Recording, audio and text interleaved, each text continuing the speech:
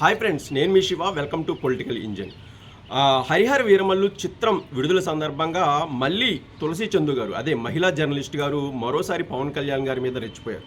ముఖ్యంగా ఆవిడకి ఏం కావాలో, అసలు ఆవిడ ఏం చెప్పదలుచుకుందో కూడా అర్థం కాని రీతిలో పవన్ కళ్యాణ్ గారిని టార్గెట్ చేస్తూ ఇష్టానుసారం వీడియోలు పెట్టడం అనేది ఎందుకో అసలు ఆవిడ వైఖరి ఏంటో కూడా అర్థం కావడం లేదు.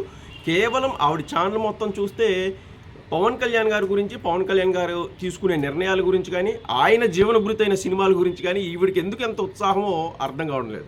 హరిహర వీరమల్లు చిత్రం విడుదల సందర్భంగా ద లూట్ పేరుతో తులసి చందు గారు ఒక వీడియో చేశారు. దాని తర్వాత అసలు హీరో ఎవరు అని ఇంకో రెండో వీడియో చేశారు. సో ఈ రెండిట్లో నాకు అర్థమైంది ఏంటంటే, కావాలని టార్గెట్ చేస్తూ పవన్ కళ్యాణ్ గారిని టార్గెట్ చేస్తూ కావాలని ఆవిడ వీడియోలు చేస్తున్నారు అని అయితే నాకైతే పూర్తిగా ఒక వివరణకు లేకపోతే ఒక అవగాహనకైతే నేను రావడం జరిగింది. సో దీన్ని ఖచ్చితంగా ఆవిడ కూడా చెప్తే బాగుంటుంది. నేను పవన్ కళ్యాణ్ గారికి పూర్తిగా వ్యతిరేకం, నాకు అప్పగించిన విధి పవన్ కళ్యాణ్ గారిని పూర్తిగా ఏ విషయంలోనైనా వ్యతిరేకించడం, లేకపోతే ఆయన్ని ఏదో ఒక విషయంలో పాయింట్ అవుట్ చేసి బదనాం చేయడం నాకు అప్పగించిన పని అని అయితే ఆవిడ చెప్తే బాగుంటుంది. ఎవరు అప్పగించారు ఏంటనేది కాలం అనే సమాధానం చెప్తుంది. కానీ ఖచ్చితంగా తులసి చందు గారు దీని మీద ఒక స్పష్టమైన ప్రకటన చేస్తే ఆవిడ వీడియోస్ చూసే వాళ్ళకి కూడా ఒక అవగాహన ఉంటుంది. పవన్ కళ్యాణ్ గారు ఏం చేసినా ఈవిడ తిడతారు అనేది అయితే నాకు అర్థమైంది. హరిహర వీరమల్లు చిత్రం విడుదల సందర్భంగా ఆవిడ ద లూట్ పేరుతో తెలంగాణ ప్రభుత్వం గతంలో టికెట్లు రేట్లు హైక్ చేయము అని చెప్పిన మాటను వదిలేసింది. కావాలనే ఒక లాబింగ్ ద్వారా హరిహర వీరమల్లు చిత్రానికి టికెట్స్ హైక్ చేశారు అనేది ఆవిడ ప్రధాన అభియోగం. సో అది తెలంగాణ ప్రభుత్వానికి సంబంధించిన విషయం అనుకోవచ్చు. రెండో వీడియోలో ఏం చెప్పిందంటే, ఆవిడ ఆర్ నారాయణ మూర్తి గారితో పోలుస్తూ పవన్ కళ్యాణ్ గారిని, ఆర్ నారాయణ మూర్తి హీరో, పవన్ కళ్యాణ్ గారు హీరో కాదు అన్నట్లుగా ఎవరు హీరో అను టైటిల్ పెట్టి ఒక వీడియో చేసింది. సో ఫస్ట్గా నేను చెప్పదలుచుకుంది తులసి చందు అనే మహిళా జర్నలిస్ట్ గారికి, పవన్ కళ్యాణ్ గారి జీవన భృతి సినిమాల నుంచి మాత్రమే ఆయనకు వచ్చే రెవెన్యూ. అంతేగాని ఆయనకి ఏం సిమెంట్ ప్రతిసారి ఆయన చెప్పే వెర్షను నేను కూడా మళ్ళీ ఇంకోసారి ఆవిడకి తెలియదేమో అని మళ్ళీ ఇంకోసారి చెప్తున్నాను. సిమెంట్ ఫ్యాక్టరీలు కానీ పాల ఫ్యాక్టరీలు కానీ ఆయనకి ఏమీ లేవు. లేకపోతే ఖచ్చితంగా సినిమాల్లో ఆయన ఖచ్చితంగా నటించి తీరాలి. ఎందుకంటే తెరపైన కనిపించాలి, కెమెరా ముందు కనిపించాలంటే ఖచ్చితంగా అక్కడికి వెళ్ళాలి. షూట్ చేస్తూ ఇటు పరిపాలన చేస్తూ 2 పడవల స్వారీ అయితే ఆయన చేస్తున్నారు. మొన్న విశాఖలో జరిగిన ఈవెంట్లో కూడా ఈ మూడు సినిమాలు అయిపోతాయి. ఉస్తాద్ భగత్ సింగ్తో 3 సినిమాలు కనుక ఫినిష్ అయితే దాని తర్వాత దేవుడు ఏం చెప్తే అది జరుగుతుంది, నా జీవన భృతి అయితే సినిమాలు అని ఆయన కుండబద్దలు కొట్టారు.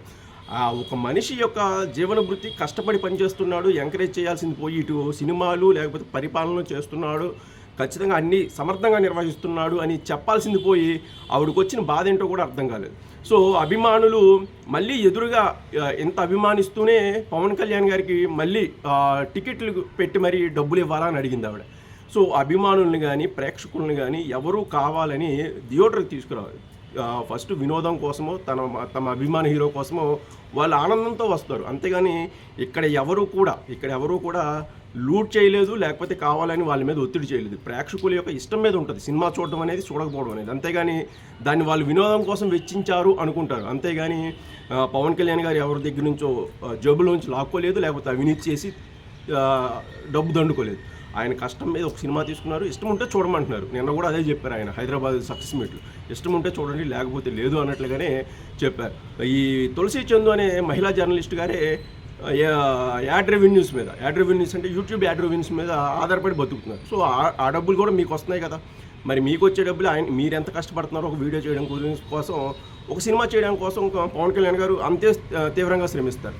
సో దాన్ని మీరు గుర్తుపెట్టుకోవాలి. కానీ అభిమానుల జోబుల్లోంచి డబ్బులు ఎదురు కట్టాలని అడగడం అనేది మీ యొక్క జర్నలిజం ఎథిక్స్ ఎలా ఉన్నాయి, పవన్ కళ్యాణ్ గారిని ఎలా బదనాం చేయాలనుకుంటున్నారు అనేది బయట పెడుతుంది. సో ఇంకోటి ఏంటంటే, ఆర్ నారాయణ మూర్తి గారు సందేశాత్మక చిత్రాలు తీశారు, పవన్ కళ్యాణ్ గారు సందేశాత్మక చిత్రాలు తీయట్లేదు, ఎవరు హీరో అని ఇంకో ప్రశ్న వేశారు. సో సందేశాత్మక చిత్రాలు పవన్ కళ్యాణ్ గారు కూడా తీశారు. కెమెరామెన్ గంగతో రాంబాబు లాంటి చిత్రం అయితే యువతని చాలా ఉత్తేజం చేసే ఐడియాలజీతో తీశారు. సో అలాంటి సినిమాలు తీశారు. అలాగే వినోదం అనేది, కేవలం సినిమాలు అనేది వినోదం కోసం అందులో కమర్షియల్ హీరో, చాలా పెద్ద హీరో కాబట్టి పవన్ కళ్యాణ్ గారు కొన్ని ఇలాంటి సినిమాలు కూడా తీస్తారు. సో ఇప్పుడు వచ్చిన హరిహర వీరమల్లు చిత్రం కూడా ఒక మన హిందుత్వం గురించి కానీ, అప్పట్లో జిజియా పన్ను కట్టిన ఔరంగజేబు కాలంలో జిజియా పన్ను కట్టిన వైనాన్ని కానీ తెలియజెప్పిన సినిమా. ఇది కూడా ఒక సందేశాత్మకమైన సినిమానే. అది తులసి చందు గారు తెలుసుకోవాలి. ఆర్ నారాయణమూర్తి గారితో పవన్ కళ్యాణ్ గారిని పోల్చడం, లేకపోతే దాని మీద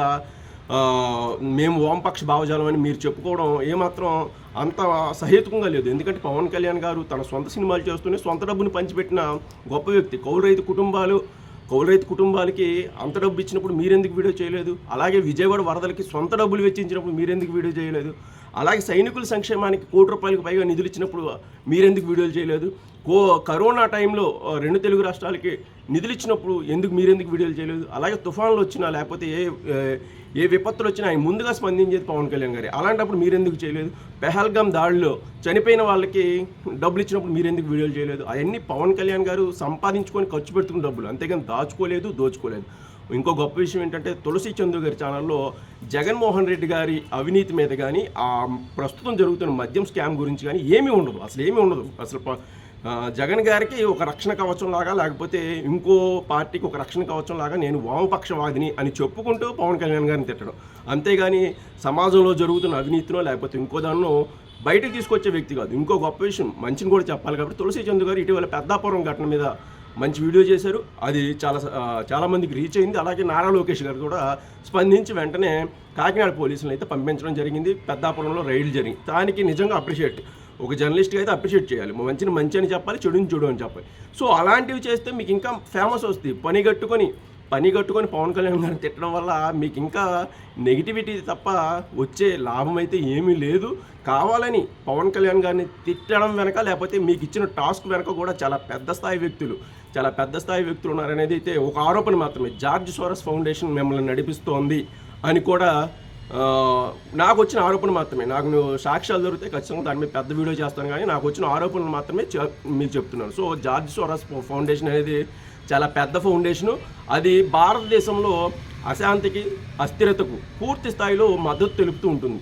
సో ఆ జార్జ్ సోరస్ ఫౌండేషన్ ఏంటి, తులసి చందు గారికి ఉన్న లింకులు ఏంటి అనే విషయం కూడా పూర్తి స్థాయి సాక్ష్యాధారాలు, లేకపోతే ఇతరత్ర మార్గాల్లో నాకు వచ్చిన సమాచారం మేరకు ఖచ్చితంగా వీడియో చేస్తాను. సో ఆ జార్జ్ సోరస్ ఫౌండేషన్ ఇచ్చిన టాస్కే పవన్ కళ్యాణ్ గారిని తిట్టడం. ఎందుకంటే దక్షిణ భారతదేశంలో ఒక సనాతనాన్ని, లేకపోతే హిందుత్వాన్ని పూర్తి స్థాయిలో మోస్తూ అన్ని రాష్ట్రాలకు పూర్తి స్థాయిలో ముందుకు వెళ్తున్న నాయకుడిగా పవన్ కళ్యాణ్ గారికి పేరు వస్తున్న వేళ ఖచ్చితంగా ఒక ఐకాన్గా మిగులుతారు, దక్షిణ భారతదేశానికి ఒక ఐకాన్గా మిగులుతారు పవన్ కళ్యాణ్ గారిని ముందుకు వెళ్తున్న వేళ జార్జ్ సోరస్ ఫౌండేషన్ ప్రత్యేకంగా కొంతమంది నియమించుకొని కొంత టార్గెట్లు ఇస్తుంది, కొన్ని టూల్ బాక్సులు పంపిస్తుంది. మీరు ఈ పని చేయండి, మీరు వీళ్ళని విమర్శించండి, మీరు ఈ పని చేస్తే మేము ఇన్ని నిధులు ఇస్తామని చెప్తారు. సో దానివల్ల ఏంటి ఉపయోగం ఏంటనేది మరో వీడియోలో చెప్తాయి. ఈ జార్జ్ సోరస్ ఫౌండేషన్ వల్ల మనకు వచ్చింది ఇప్పుడు కేవలం ఆరోపణ మాత్రమే కాబట్టి పూర్తి స్థాయిలో వెళ్ళడం లేదు. సో పూర్తి సాక్ష్యాలు దొరికిన తర్వాత తులసి చందు గారికి జార్జ్ సోరస్ ఫౌండేషన్కి ఎక్కడ లింకులు, అసలు ఈవిడికి అప్పగించిన టాస్క్ ఏంటి అనేది కూడా పూర్తిగా బయటకు వస్తుంది. కాలం అనేది అన్నిటిని నిర్ణయిస్తుంది. కాబట్టి ఒక జర్నలిస్ట్గా, మహిళా జర్నలిస్ట్గా మీరు మీ యొక్క ఉన్నతిని మంచి వీడియోలు చేయండి. పెద్దాపురం వ్యభిచార కోపంలో మగ్గిపోయిన మహిళల్ని ఎలా బయట తీసుకొచ్చారు అలాంటి వీడియోలు చేయండి, చాలా అద్భుతంగా ఉంటాయి. మాలాంటి జర్నలిస్టులు కూడా శభాష్ అనిపిస్తారు. సో కావాలని పని కట్టుకొని ఏమీ లేకపోయినా పవన్ కళ్యాణ్ గారు లాంటి నిజాయితీ గల వ్యక్తిని తిట్టడం వల్ల మీకు మంచి జరుగుతుందేమో, మీకు మేలు జరుగుతుందేమో, కానీ ఆయన్ని అభిమానించే వాళ్ళు ఆయన్ని గుడ్డిగా నమ్మే వాళ్ళని చాలా మీరు బాధ పెడుతున్నారు. అది మీరు ఒకసారి గుర్తుంచుకోవాలి అనైతే నా సూచన. ఈ వీడియో మీద మీ అభిప్రాయం కానీ, తులసి చందు గారు చేసిన లింక్స్ కానీ కిందన కామెంట్ సెక్షన్లో కానీ, లేకపోతే నా డిస్క్రిప్షన్లో కానీ ఇస్తాను, ఒకసారి చూడండి. అంటే పవన్ కళ్యాణ్ గారిని ఆవిడ కావాలని టార్గెట్ చేస్తున్న వైనాన్ని మనం కూడా ప్రేక్షకులకు చెప్పాల్సిన అవసరం ఉంది. కాబట్టి ఆ లింక్ని కామెంట్లో కానీ డిస్క్రిప్షన్లో కానీ ఇస్తాను, ఒకసారి చూసి ఖచ్చితంగా మీరు కూడా కామెంట్ చేయండి. ఓకేనా? Thank you.